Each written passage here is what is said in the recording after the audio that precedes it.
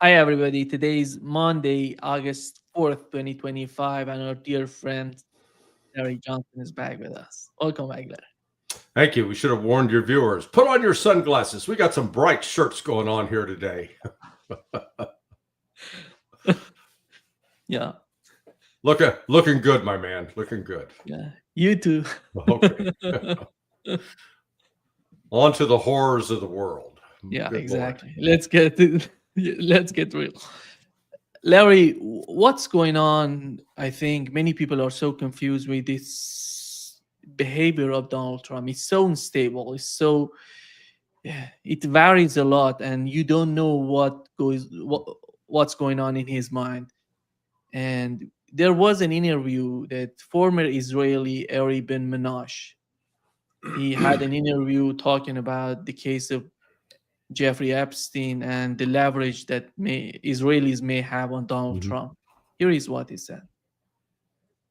Epstein's lawyer, Alan Dershowitz, came on this show, the emeritus professor of law at Harvard, and said, no, Trump's behavior as regards Gaza, as regards bombing Iran, as regards bombing Yemen, all his behavior can't be explained by any blackmail tapes of Trump. Do you believe in any way that the genocide in Gaza is being prolonged by the late Jeffrey Epstein? I, I certainly believe that the Israelis are making sure that the Americans do not stop them from the killing in Gaza. I believe that the American government is sort of trapped by the Israelis. Jeffrey Epstein is one of their tools to trap them. And what do you think of Dershowitz's denial? Hold on a second. I want to give you an example. Bill Clinton, President Bill Clinton, Ehud Barak met Arafat in the 90s, and there was no deal. The reason was Epstein. They were being blackmailed by Epstein. Ehud Barak was also a friend of Epstein, the prime minister of Israel at the time. But he was being blackmailed by the Israeli right wing as well. And they stopped an agreement with Arafat. They were about to reach an agreement there for a two-state solution, but that was stopped because of Epstein. They were both being blackmailed by Epstein. Ehud Barak has been Israeli. Ehud Barak has been on this show. He walked off this show. People can look it up. And that was not because I asked him about any blackmail alleged evidence against him. He says something. It seems that these sort of tools are being used by the Israeli far right, even against those people in Israel who somehow differ in terms of their political views toward Iran, Gaza, or it's not just about the United States. They're doing this to Israelis as well. Yeah. So I think we have to even differentiate within Israel between what I would call these ultra Zionists, the people like the Ben Gavirs, the Smotrich, the settlers, that insist that they are on a mission from God. They have the absolute right to the land.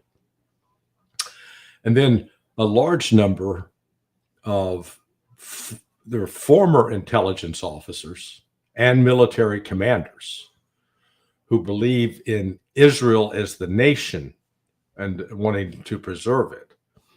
550 of them have just sent a letter to Netanyahu. I mean, we're not talking one or two, 550. And they're calling upon Netanyahu to bring the war in Gaza to an end because they understand that this is bleeding Israel dry.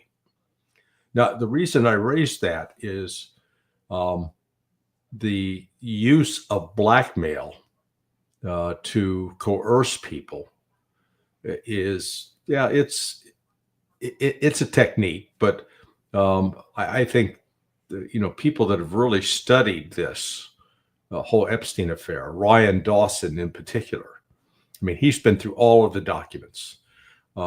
He's actually the source that the Daryl Cooper goes to, because Ryan's knowledge on this is voluminous.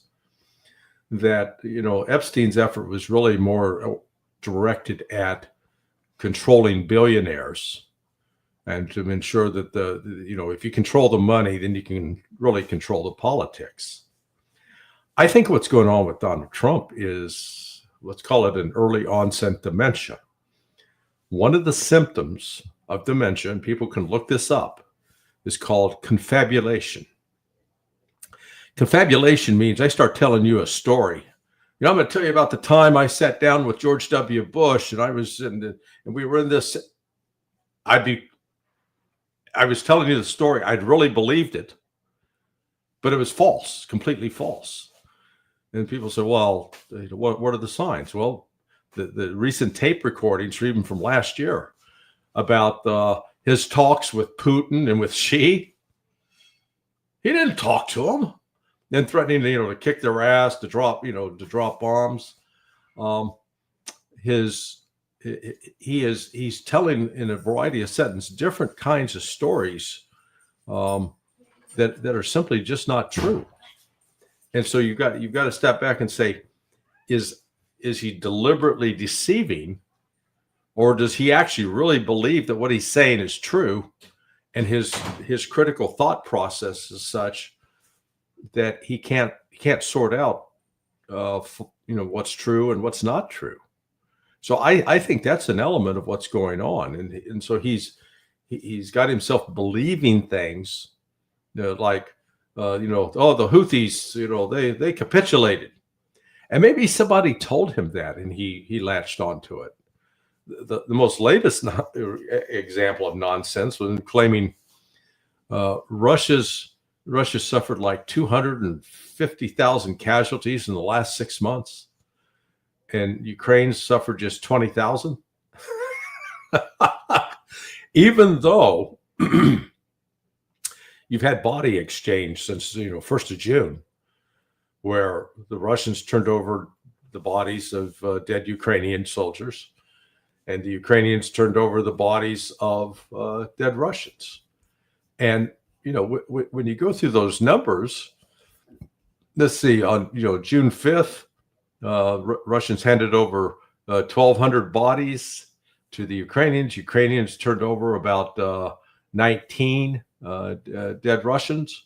On June 11th, it was 1,212 bodies of Ukrainians. The Russians got 27 Russians in return. So overall, in this entire process, it's been like over 6,000 Ukrainian soldier bodies have come back as compared to 78 Russian soldiers. Yet Trump made a statement on Truth Social, I believe, something about why is Russia hiding all of its dead, or something to that effect. And it's like, come on, man, get a grip. So I think what we're seeing, well, and I can take it one step further. I've spoken with someone who has had direct contact with Trump for well over a year, and this person said that he's noticed a dramatic change. He described it. He says, the last time I met with Trump, he said, I thought I was talking to a 1,000-year-old man. So there's something going on, and it's not just that Trump's playing 5D chess. And it's so dangerous, Larry, when it comes to, before going to the conflict with Russia, I would argue, even with the case of Iran, that hugely dangerous. We know that how Israel, how desperately they want a war with Iran, between the United States and Iran. And you see somehow these attacks, somehow you can say that Donald Trump informed Iranians before attacking them, but you can see he's somehow crossing the red lines. And next time that nobody would be that much surprised by new attacks. And do you feel that the case of Epstein, it could manage or could bring some sort of leverage on Donald Trump? That can, after all, bring a new conflict, direct Well, war between Iran and the United States? it could. Again, I think what Trump now is trying to do is to prevent that information from coming out. I think there is little doubt that his name is in the files. Now, again, I come back to the point that I don't think it's necessarily compromising, but I think it's embarrassing. And there's a difference there. But yet Trump doesn't even want to have the compromising material, because he did have a close relationship with Epstein for 15 years. I could be, and I believe that if there was actually that compromising material in the Epstein files, that it would have been released under Biden. And people say, "Oh, well, that would have compromised other people." Look, there's a way you can release information and protect the others. Absolutely. But that didn't happen. Well, the danger here is you don't have anybody in control of U.S. policy right now that has a clear vision about what it is we're trying to do. You've got the neocon perspective with the likes of Marco Rubio and even Pete Hegseth, and you've got Mike Huckabee, the governor, former governor, and now U.S. ambassador to Israel, all seized with this evangelical Zionist nonsense that God, the scriptures say we got to support Israel. I mean, even Mike Johnson, the Speaker of the House, was repeating that crap, and it's religious nonsense. And I'm not intending to offend anybody, but really, you might as well believe in the Easter Bunny and believe in Santa Claus. Those are much healthier beliefs, because the Zionist belief that there's this God, and God said, "Oh, I like you people more than those people, and therefore you get to have this land and nobody else." Well, when you lock in and believe something like that and then start acting on it, it means you can stand by while thousands of children and women and men who are not combatants are murdered and say nothing. So, and that's what's underway, where they're literally being starved to death. So without anybody in command saying, "Hey, we're going to make decisions." And again, here's Trump, confabulating that, "Oh boy, we obliterated the Iranian nuclear program." No, he didn't. So there again, this refusal to sit down and honestly, objectively weigh the facts, and then what I find amusing is there's always people that believe, well, surely there's got to be somebody in charge. Surely they actually know the truth. I mean, I committed that same error back in December of 2002, along with former Ambassador Joseph Wilson, the then husband of Valerie Plame, and Patrick Lang, who had been the chief of the Middle East division at DIA, and also was the defense attaché in Saudi Arabia and Yemen. And we were at this the Nixon Center with Dimitri Simes, who was in charge of the Nixon Center then, having a roundtable about, was the United States going to attack Iraq? Charles Krautheimer was there at the table. There were only about 15 of us. And I remember very clearly, we thought, surely they must have highly classified intelligence. They must have this knowledge, because otherwise they wouldn't be doing this. And only later do we find out, no, it was complete bullshit. It was fabricated.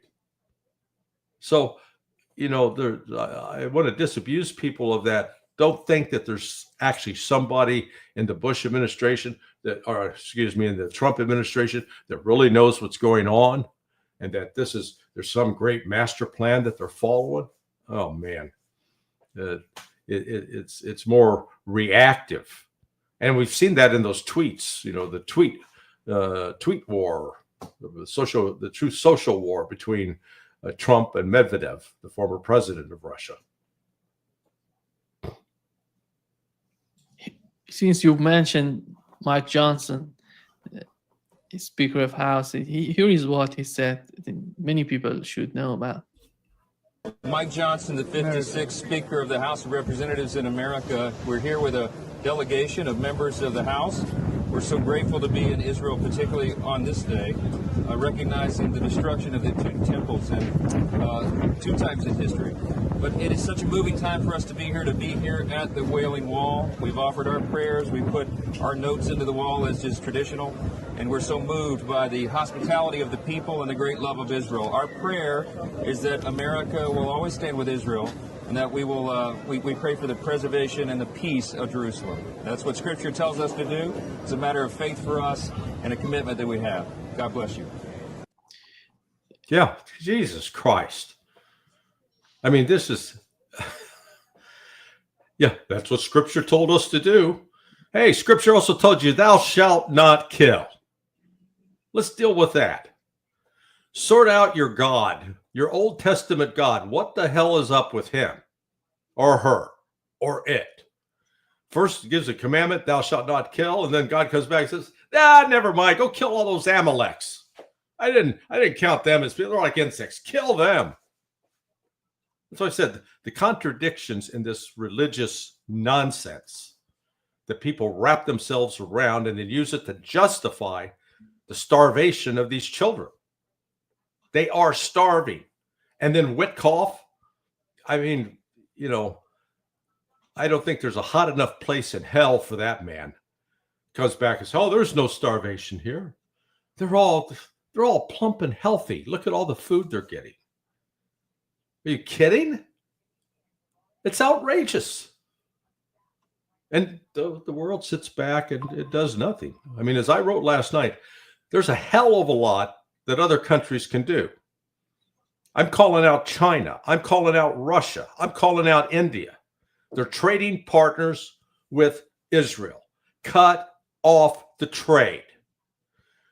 Break relations. Warn Israel, either this shit stops now or your ambassador and your embassy is closed. Get the hell out of our country. We're not going to associate with genocidists. All of Europe is engaged in this way. There's things that can concretely be done, and these countries aren't doing it. And it goes, with each passing day, a new body shows up. And it just, I'm sickened by it. What's tragic is that the president of the United States, Donald Trump, believes that Hamas is stealing all these aids, and somehow they don't let these aids to get into the hand of Gazans, Palestinians. How, from what we've seen so far, it seems that they have reduced these points that they're providing people with aid from 400 to, I don't know, to 4 or 7 points in the war zones. Four. Well, according to Colonel Aguilar, there were just four that were in active combat zones. Exactly. And how is that going to be possible for Hamas to steal these aids when these people are coming and getting whatever is there? Because do you believe that Donald Trump genuinely believes that Hamas is because of Hamas they're not getting the aid? That's what he's being told, and he's again lacking critical thinking skills, is nodding his head like a bobblehead doll and going along with it. If people would really dig in to the history of Hamas in Gaza, they're gonna find that they've had business relationships with a number of wealthy Israelis. There was no way for them to get all the construction material through border checkpoints, all the different goods that were smuggled. Some were coming in and through underground tunnels. There were Israelis who knew about this. And now it's being, they're trying to pretend that Hamas is this uniquely evil organization. And I challenge everyone to, okay, Hamas is a terrible terrorist organization, really? Then show me, let's record every single terrorist attack that they've carried out since their inception, every single one, and show the body count. It's a fraction of what Israel, the Israeli, so-called Israeli Defense Force, that this occupation force is doing to the Palestinian people. And not just Muslims, but Christians as well. So, that's just, I think the word of the week from Alistair Crook is shibboleth, and that's exactly what it is. It's a false, it's touted out as evidence. And in fact, if you critically examine it, Hamas is not one of the greatest terrorist organizations the world has ever known. It's just nonsense. They're much more like my ancestors who fought in the American Revolution as militia against the British occupiers. That the Brits would have defined them as terrorists, which they did. I'm not sure they were using the term terrorists back then, but that's effectively what they were. So this is we're reaching sort of a crisis point in this conflict, I believe.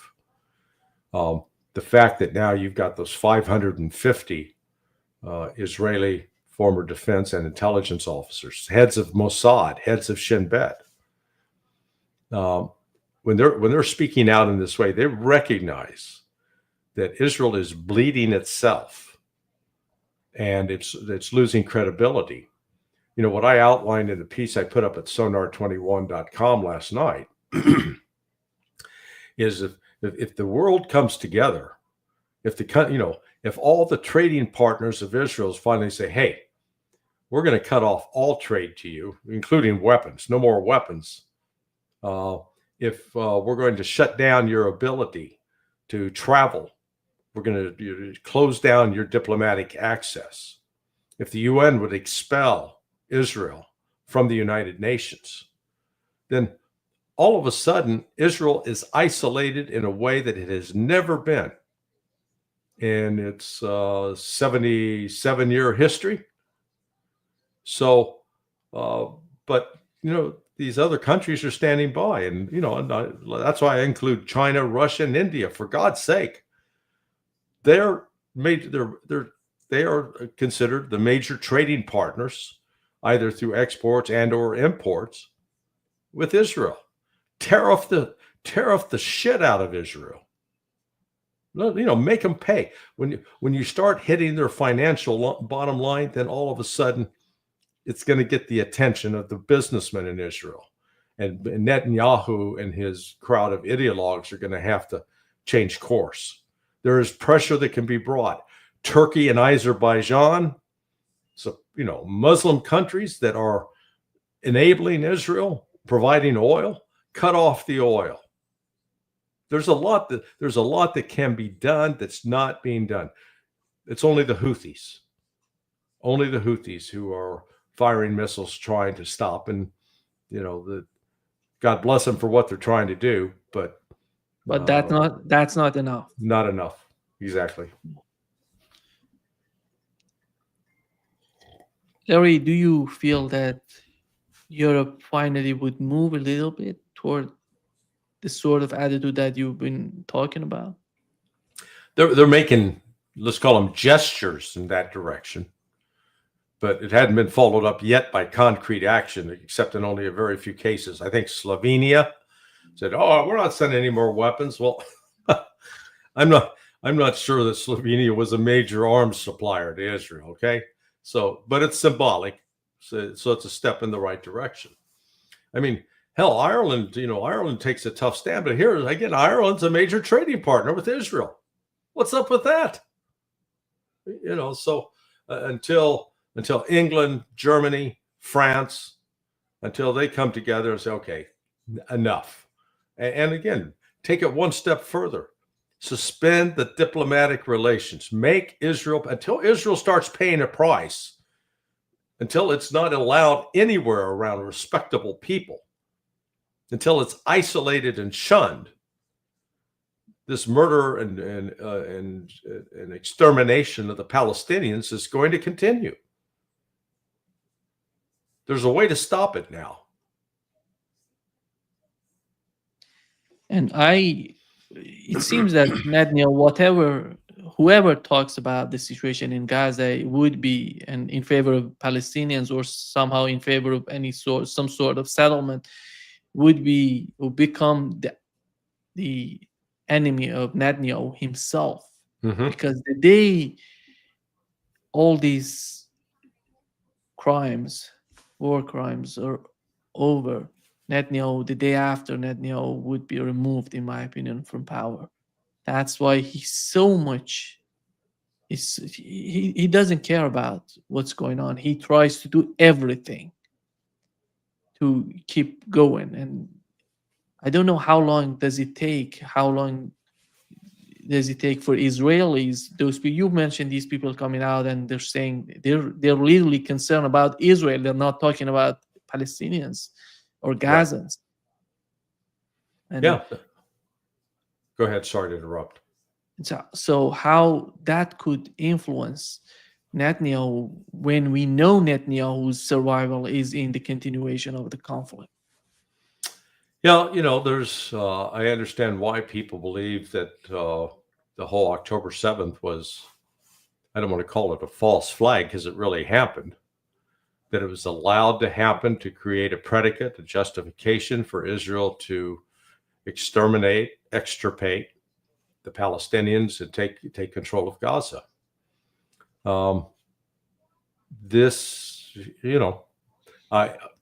I personally don't believe that, but I can't dismiss it and say, "Oh, that's crazy." No, that may very well turn out to be the case.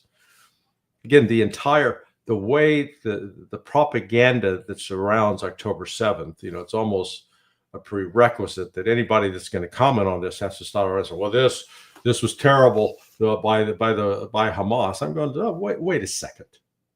You know what?"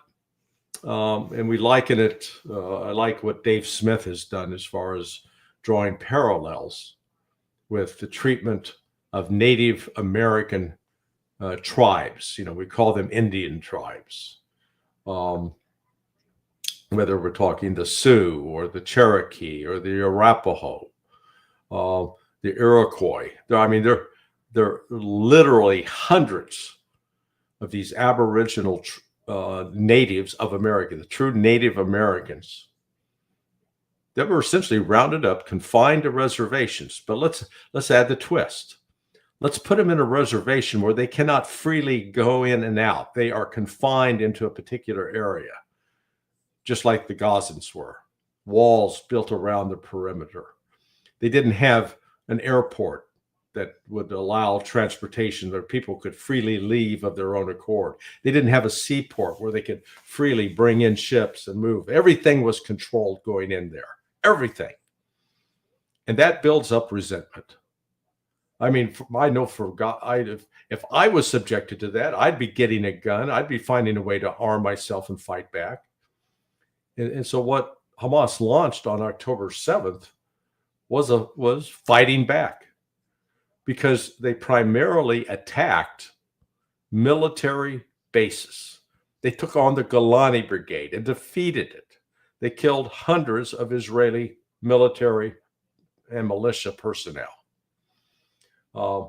The attack on the Rave, these Israelis who were out there in the desert, engaging in God knows what kind of behavior.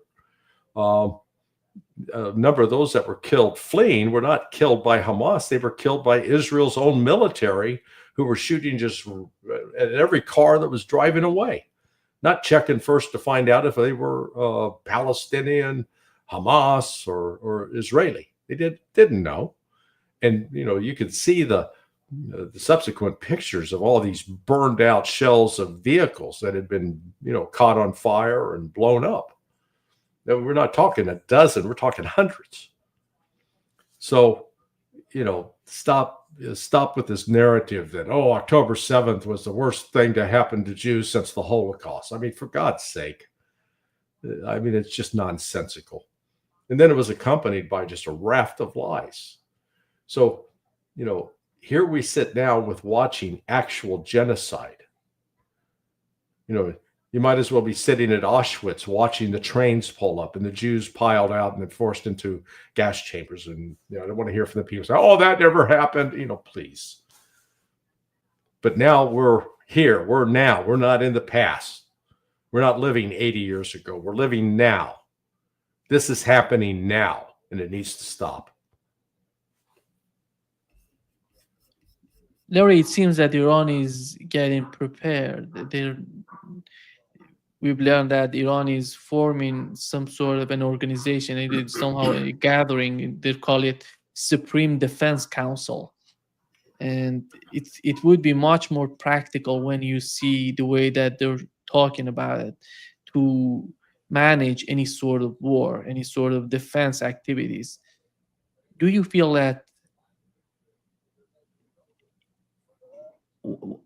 before going to the mindset of Netanyahu and Donald Trump, what's going on in the mind of Iranians, in your opinion, when they have decided about? Because this new council is not something common in Iranian system. It's when you have something new, you have to understand how Iran works, how the government works, how these sort of different apparatus communicate to each other. When you put something new there, you have to manage a lot of things to do that. What is going on in the mind of Iranians, in your opinion? Well, I don't pretend to be an expert, nor am I going to suggest that I am on Iranian political structure.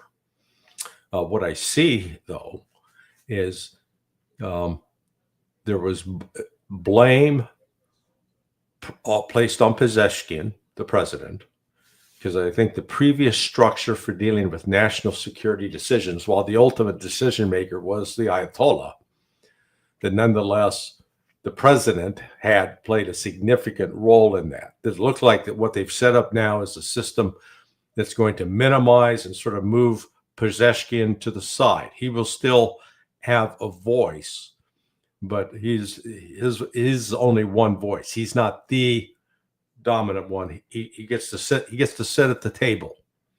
But you've got at least the Iranian Revolutionary Guard Command. You've got the intelligence service. You've got the Air Force. You've got the missile system. You've got others invested. And I think the Iranians realized that they were deceived, duped, and naive in trusting, number one, the United States, because they really sincerely believed that they were in a legitimate negotiating process to come to a peaceful settlement of the issues surrounding their enrichment of uranium. And it turned out it was all a sham, a ruse, that they were deceived, deliberately deceived by Donald Trump and his negotiators, and caught completely unawares, so Israel could carry out that plan to decapitate. So, now you got a natural reaction saying, we ain't letting that happen again. They've been fooled once, and shame on Israel. Now, if they get fooled again, then it's shame on Iran. They're not going to get fooled again. And they had, prior to that, they had ample opportunity for actual defense agreements and cooperation with both Russia and China that Pezeshkian and the civilians really had rebuffed. No, we're not going to go down that route. And there was some, maybe even from the religious side, that said, oh no, we need to keep our hands clean and not get in with these unbelievers. But that's not the case now. Now they understand what's at stake, that their very survival's at stake. And so they're said, okay, we're going to step up and secure ourselves. That's why they're the cooperation on a variety of fronts, which includes bolstering air defense systems as well as acquiring new weapon systems, whether it's Chinese fifth generation fighters or Russian fifth generation fighters. They're up in the game, so that if or when there is a new attack from the West, Iran's going to be in a stronger position to retaliate than ever before. Larry, when we talk about the conflicts both in the Middle East and against Russia, we have to understand the mindset, we have to understand the behavior of the President of the United States and the responsibility he has with any simple word that comes out of his mouth. And he recently said that in response to Dmitry Medvedev in Russia, he's sending nuclear submarines to close to Russia. What is that all about? Why does the United States need to do that? Here is what Donald Trump said before going to your take. The nuclear submarine. Oh yeah, well we had to do that. We just have to be careful. And a threat was made and we didn't think it was appropriate, so I have to be very careful. So I do that on the basis of safety for our people. A threat was made by a former president of Russia, and we're going to protect our people. Yeah. I just think how ridiculous that is. So let's say that George W. Bush says something, makes a threat, so-called threat to Putin. Can you imagine Putin coming out and reacting to what the hell George W. Bush said? You know, Bush is irrelevant, as is Obama. So, you know, on several levels, this is so ridiculous. Number one, Medvedev did not make a threat. Medvedev simply reported, reminding Trump that if Russia is attacked, if Russia is subjected to a decapitation strike, Russia's already, just prior to the decapitation strike in Iran, Russia was subjected to an attack of its nuclear facilities that was aided and abetted by the West. So he's not talking about something theoretical. He's talking about something that actually happened, and reminding Trump and all Americans that Russia has what's called a dead hand system. That in the event that there is a decapitation, there's a radio signal, and there are detectors in and around Moscow that when they go off, it will then trigger launches, automatic launches of these intercontinental ballistic missiles and launches from submarines. So that wasn't a threat. That was simply a statement of fact. And, you know, Trump clearly doesn't understand that, or chose not to understand it. That's number one. But number two, the fact that he's, quote, deployed 2 new submarines. The submarines, they're not first strike capability. They're a second strike. They're there to retaliate in the events there is a first strike by anyone. And they're already out in the oceans, both in the North Atlantic as well as the Pacific. And, you know, I don't know specifically where they're located, but it doesn't matter, you know, if he thinks that, you know, he wants to leave the impression that he's telling them to, like, go into the Baltic Sea and, you know, hide out there on the bottom. I mean, it's just, it's ridiculous, and it's irresponsible for him to do that. That his words simply inflame what's already a dangerous situation. And this is what, you know, what people are ignoring. And, you know, ignore the damn submarines, okay? That's the least alarming part of what's happened in the last couple of weeks, last 2 or 3 weeks. You know, so it's now, I guess, coming on 3 weeks ago, you had these comments by the commanding general of the Europe forces in Europe, Christopher Donahue, talking about how quickly the United States could invade and conquer Kaliningrad, which is Russian territory, you know, that was granted to it at the end of World War II under the Potsdam Agreement. So that comes out. And then in tandem with that, or within a week or so, Trump authorizes the redeployment of gravity bombs. These are nuclear bombs that had previously been withdrawn from Europe in 2008 as part of a gesture of goodwill to show at the time that we were not keen on going to war with Russia. Trump ordered the deployment of those bombs back into Europe.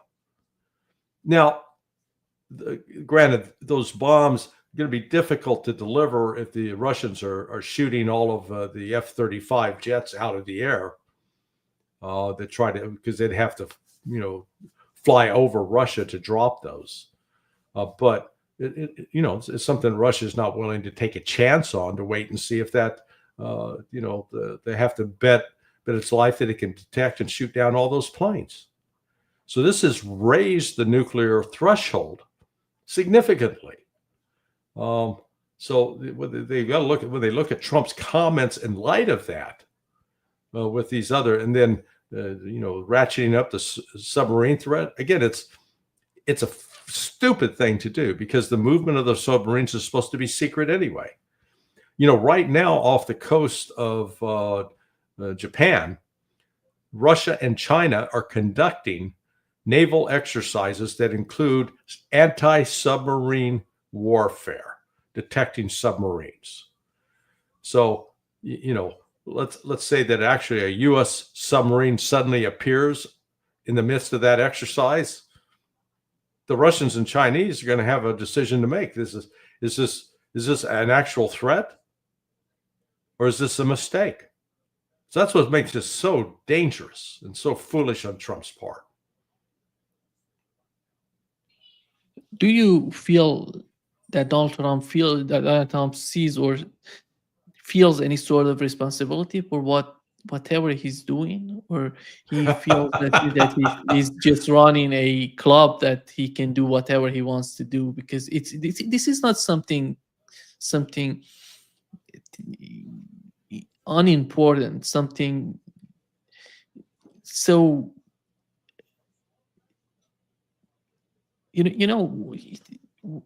because what, Larry, the main point that I'm trying to make is that the issue of Russia and China perceiving the behavior of Donald Trump.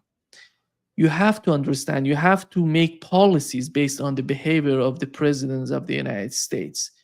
You cannot make policies based on your delusional thinking. You have to see the facts. You have to see what's going on really on the ground to decide about your policies. There is nothing going on with the reality, with the behavior of Donald Trump, to make some sort of sense for these people. Well, it's not just Trump's behavior. And the reason I was laughing is, if you think, Donald Trump takes accountability for anything or blame for anything, come on. You've been watching him long enough to know that's not true. But I think the Russians and Chinese are smart enough to understand that Trump is not that man behind the curtain. He's not the Wizard of Oz. He's not the one pulling all of the levers of power. In some ways, he's again another pawn. He's just another brick in the wall, to quote my friend Roger Waters. What you're saying, what the Russian and Chinese are looking at is not just what Trump is doing. Look at what other members of his administration are saying. Look at what members of Congress are saying. You don't have a single voice that is accorded respect and given a platform in the U.S. government that is calling for peaceful relations with Russia and China. Just the opposite. We face this continued drumbeat that China's a threat. China, we got to contain China. China's an imperial power. Russia's an imperial power. We got to stop them. I just reacted to an article in the American Thinker the other day, written by a Jewish refusenik, or the child of Jewish refuseniks, refuseniks came out of Russia in the 1970s. They were Jews who opposed the Soviet system at the time, and who were ardent Zionists, and they came out. So this character, Jacob Fraden, wrote this piece where he talked about Russia's being perpetually at war. They don't know peace. They have no desire for peace. And you read, it was like, it was such delusional bullshit that just completely ignored the facts. So with the collapse of the Soviet Union in 1991, from 1991 until 2008, Russia was not involved in a war outside of its boundaries. And what happened during that 2-week blow up with Georgia in 2008, that was provoked by NATO, by the West. Russian peacekeepers, Russian soldiers had been in place in Ossetia to keep the Georgians and the Ossetians apart. The Ossetians had declared themselves as an independent country back in 1992, and the Georgians said, "Hell no, you're not leaving us." And so Russia was there to mediate. It was only when Russian soldiers were attacked that Russia then responded and defeated the Georgian military in 2 weeks, much to the chagrin of NATO, who had been hoping that would be used as a pretext to go after Russia. So, I mean, it's just, Russia has not been aggressively attacking outside of its territory until what happened in Ukraine. And we can go back through the history of that, but this was again provoked.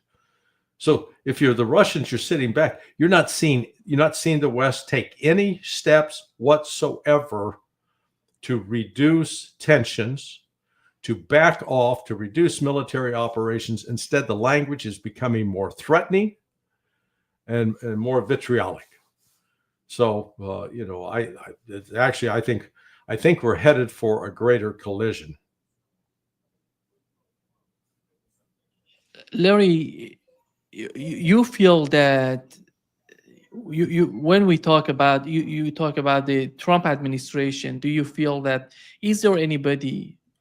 We had the Biden administration, at least we had Anthony Blinken, we had Jake Sullivan. When they were talking about something, we knew what would be the official policy of the United States. They were honest in the way that they were expressing the policy, the official policy of the United States. We knew that what would be the next step toward Russia. They're going to send this, that, they're going to send help to Ukraine and all of these things. Medvedev, the same thing. We understand the policy of Medvedev. We understand Lavrov when he's talking about the foreign policy.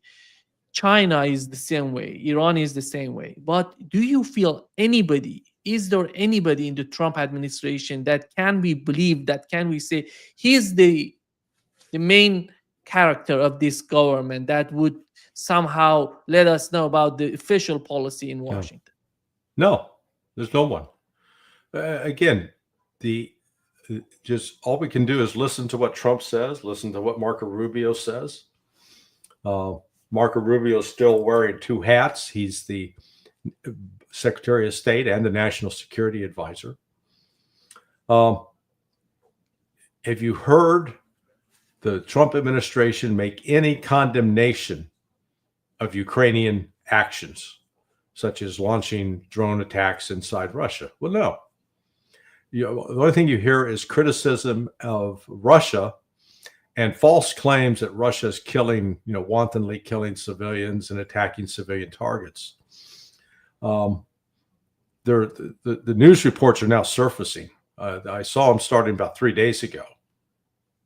But apparently towards, the end of about, 5 days ago, Russian Spetsnaz troops, special operations forces, went into a city on the shores of the Black Sea that is west of Odessa and captured a British lieutenant colonel, a British colonel, and an MI6 officer as part of attacking a Ukrainian planning cell headquarters. If that is true, that realization is starting to percolate both in London and in Washington. So, but there's nobody. Trump's is on paper, he's in charge, but they're certainly not doing anything to try to turn down the temperature. If anything, now Trump is trying to escalate. And again, he's buying into this claim that Ukraine has inflicted massive casualties on the Russians, and the Russians have inflicted minimal casualties on the Ukrainians. When you delude yourself like that, you can't make a rational, thoughtful decision. Does Europe believe if something happens in terms of nuclear weapons, they're going to survive it? Do they really believe that they're going to survive? I'm talking about Europeans. They have to be concerned about the behavior of Donald Trump. But they're so happy with that. They're so happy Donald Trump sending these nuclear submarines there, and Yermak coming out. Europeans, somehow you feel that they're so happy about it, the way that Donald Trump is behaving. It seems that any sort of escalation is welcomed by Europeans. But how about the outcome if something goes wrong? How about the outcome of that for Europe? I think the greatest danger over the next couple of weeks is that if Germany made good on its promise to send Taurus missiles, I mean, they're trying to pretend that they didn't, but if the Taurus missiles are in Ukraine and those are fired and they hit any significant target in St. Petersburg or Moscow, then you will see at that point Russia will retaliate against Germany and possibly other NATO military bases in Europe with the Oreshnik missile. I think that's the most likely course of action. The Oreshnik is a nice option, non-nuclear option for Russia, because it's devastating. It can send a message. It can't be stopped. And it would be a clear warning that NATO and the United States had better back off, or else it's going to escalate to, the destruction of what we've called Western civilization. Russia is firmly prepared to defend itself. I know for Putin and even for Medvedev, it is a last resort. It's not your first option. It's a last resort. But the West, what we're seeing is growing desperation on the part of the West, because if you follow the daily reports coming out of what's happening at sites in the Donetsk Republic, what's happening in Kharkiv, what's happening in Zaporizhia, what's happening in Kherson, the Russian army is moving very fast, and it's getting more desperate, to the point that even Kirill Budanov, the head of Ukrainian intelligence, and considered, he's one of sort of the go-to guys for the CIA. He's even saying that, hey, Ukraine's not going to survive this. So he can see the writing on the wall. You mentioned that Russia is prepared to defend itself. How about Europe? Is Europe prepared to defend itself? Here is what the Patriot systems, they're talking about Patriot systems going from the United States to Europe, the latest. They're talking about it may take 7 years to deliver that. I don't know how about the capabilities of these air defense systems. We know that they're not so much effective when it comes to defending against. They are not. No, Russian let's be clear. They are not effective. The West does not have a single air defense system capable of stopping any of the 3 variants of hypersonic missiles that Russia can deploy. They don't have a single one. And add to that the Oreshnik. So let's say there are 4 variants. The West doesn't have anything comparable to stop.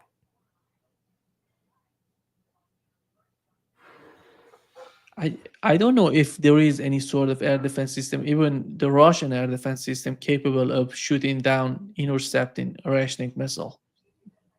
The Russians actually might have. They'd be the only ones that would have. Again, they know how to build the systems to evade what's in the West, but they've made a point. They have not been sitting on their asses doing nothing. You know, again, it was George W. Bush that walked away from the Anti-Ballistic Missile Treaty Agreement in 2002.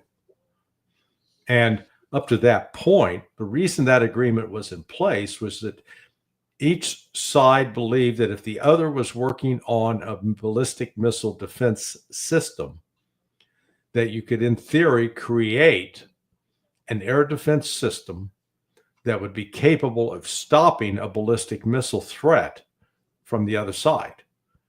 So if you've got the capability that you could stop any ballistic missile that was fired carrying a nuke, that gives you a greater confidence that you could defeat the other side, and then you'd be in a position where you could wipe out that other the opponent.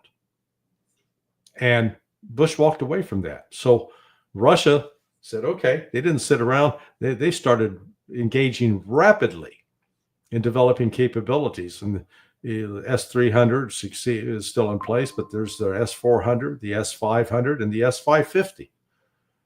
So, you know, Russia, and I guarantee you, if there's such a thing as an S-600, they're working on that right now. Because, you feel that Russia? Well, let me just point out, because one of the things they now recognize you're going to have to deal with as a result of the special operation in Ukraine is to deal with a massive drone swarm and or swarm of cruise missiles that are designed to degrade or to deplete air defense systems, so that then there can be a follow-up strike, so that you would have sort of shot everything that you had, and then you don't have time to reload. So I guarantee you the Russians are thinking about that and devising solutions for dealing with that problem. That's not taking place in the United States. Do you feel that if the war continues, Russia would capture Kiev? Yes. Yeah. No, I think Russia's not going to, unless the Ukrainians decide, okay, basically we surrender, stop in place. You know, we recognize your demands. That if that happened, then I think Russia would pull up short and not take control of Odessa and Kiev. But the Ukrainians aren't going to do that. So Russia's gonna ultimately, they're going to take control of Kiev. They'll take control of Odessa. They'll take control of Transnistria, and they will then set about restoring all of these devastated communities, towns across. I mean, it's going to be a tremendous rebuilding effort. But hey, there's going to be plenty of work for people. Nobody's going to be unemployed, and Russia's got the natural resources within its own country to carry that project out. They don't need to go seek a World Bank loan or an IMF loan or anything like that. Larry, which country is more involved in Ukraine? Germany, United Kingdom, France, Poland? Which one of them has much more troops on the ground in Ukraine? I think the Brits, followed by the Poles, then the French.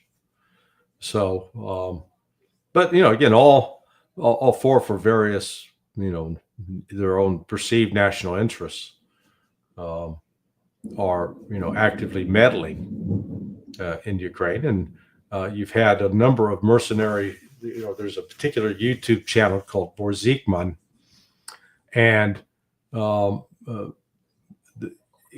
that provider of videos has told several stories over the last 2 weeks of a variety of sites that were hit with Russian missile drone strikes in Western Ukraine that were targeting facilities that house both Ukrainian military personnel, but also foreign military personnel, are also hitting trains carrying foreign military personnel, usually Poles, Brits, French, Colombians. Colombians have been very active there. Yeah. Larry, Donald Trump is somehow investing too much on India. He's trying to intimidate India and trying to be tough toward India. And here is what Indians are talking about in terms of the pressure. With any country or all the ties that we have with various countries, they stand on their own merit, and they should not be seen from the prism of a third country. As far as India-Russia relations are concerned, we have a steady and time-tested partnership. I don't see any sort of fracture happening between Russia and India. I don't know how much pressure, how much leverage can Donald Trump put on India? Well, what is Trump's leverage? India is not a major trading partner of the United States.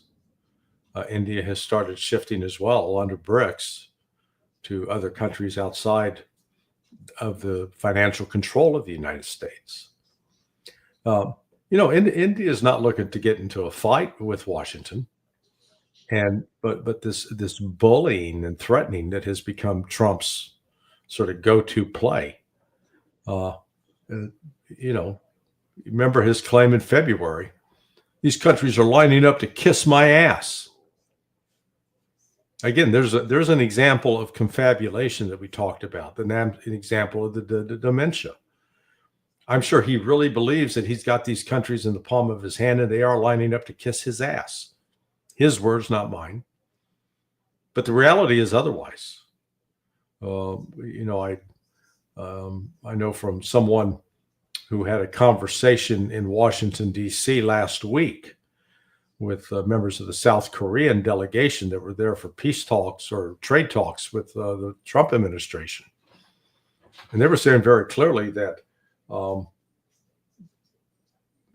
South Korea is definitely starting to entertain thoughts of, you know what, dealing with the United States has just become too difficult, too painful.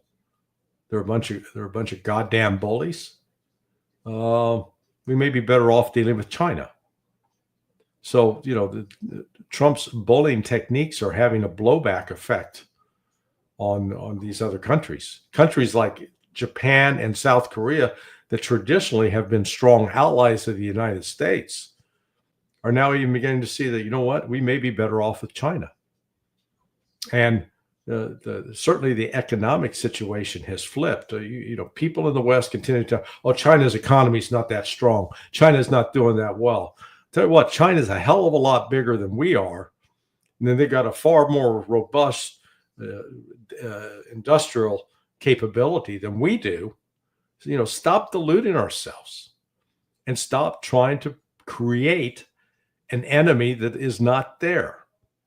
But, that is just, there's this political philosophy, there's this economic philosophy that China has got to be painted as his adversary.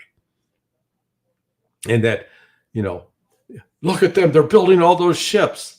Yeah, look at you, the United States. You keep having senior military officials talking about attacking China, going to war with China. And all China has to do is look and watch how the United States, through covert action, has been involved meddling throughout Asia and West Asia. So, yeah, are they acting a little paranoid? Well, understandably so. It is the United States that is the meddler in chief. No other country. The United States, the greatest source of turmoil in the world. We like to pretend that we're the peacemaker, and all we're doing is sowing the seeds of war around the world, because war makes us money. And that's ultimately what this is all about. I think the United States is getting to the point that wars making money is not going to be the case anymore. Yeah. I think the outcome of the war in Ukraine is that. Look, it's bankrupting us. And, I don't think we accurately, at least in the United States, appreciate the dramatic changes that are taking place in the international world of finance, banking, and trade. We talked, I think, last on Friday briefly about an article I had put up at Sonar 21. and two graphs, two images. One showed that in 2000, the United States was the majority trading partner of most of the world, like 75% of the world. All the countries there where the U.S. was its major trading partner were colored in blue. There were only a few that were trading with China 24 years ago. Now, today, as of 2024, that map's all red. China is the major trading partner of the vast majority of the world. The only place the United States still has an edge is in Europe and in Israel. That's it. Not in Africa, not in Asia, but the majority of the world's people and countries are trading and dealing with China. And boy, that just drives us crazy. Trump's current actions with respect to tariffs, he thinks he's back in 2000. In 2000, when the United States was the major trading partner of these other countries, using tariffs aggressively like Trump is trying to do would certainly, I think, have been probably a pretty successful strategy. But what it's doing now is it's just altering, which countries get involved with trade. So, I think we commented how China 4 months ago was buying a significant amount of pork and soybeans from the United States. Now, according to some reports, that trade has disappeared. It's fallen virtually to zero because China, instead of saying, okay, you're going to tariff us on that, screw you. We'll buy from Brazil. We'll buy from Russia because you know what? You, the United States, are not the only country in the world that grows soybeans. You're not the only one that grows pigs. And so that's actually another key in a tariff strategy. Do you control a resource that others need? And the United States is no longer in a driver's seat with respect to that. China is. China's got several resources that other countries need. Same with Russia. So, Trump's using a bullying tactic that's starting to backfire. And I think the full weight of the backfire, we won't experience it until probably September. And then it's going to hit hard economically. We already saw the first hint of it with this, jobs report that came out last week, and they revised downward the previous jobs. And Trump had a temper tantrum and fired the head of the Bureau of Labor Statistics. Look, the methodology they use may be flawed, but they appear to have been consistently using that methodology throughout the course of the, they were created, I guess, in 1884. So they've been around for more than 100 years. But I guess in 1913, it became the Bureau of Labor Statistics. But, Trump is trying to say that this was just a political move. But, we're seeing Trump put pressure on the head of the Fed, Jerome Powell, to lower interest rates, lower those rates. Well, why would you lower rates if the economy's doing great? Trump tells us the economy is great. It's better than ever. Because if the Fed lowers its interest rate, that's designed to lower, give the banks a signal to lower interest rates across the economy, because lower rates stimulate the economy. It's like if you're paying 6% on a mortgage, but now you can pay 4%, oh boy, you're going to go out and refinance and you're going to have more money and you can buy things. So that's a stimulative effect. Well, if the economy's doing great, why is Trump so eager to stimulate the economy?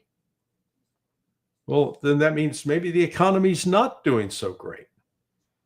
So, there's just really mixed signals being sent here.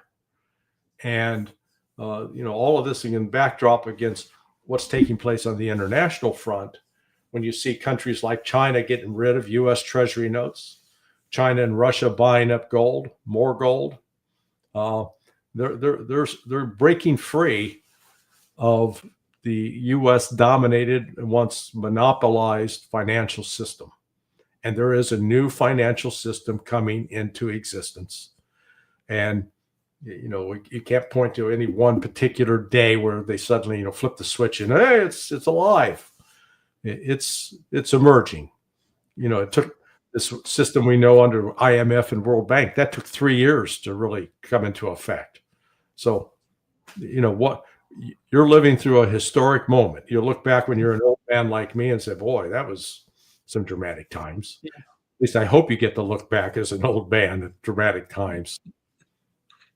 Yeah, I think a lot of changes would happen in the near future. Yeah. And in the long run. Yeah. Thank you so much, Larry, for being with us today. Great pleasure as always. Always good to start my week with you, my friend.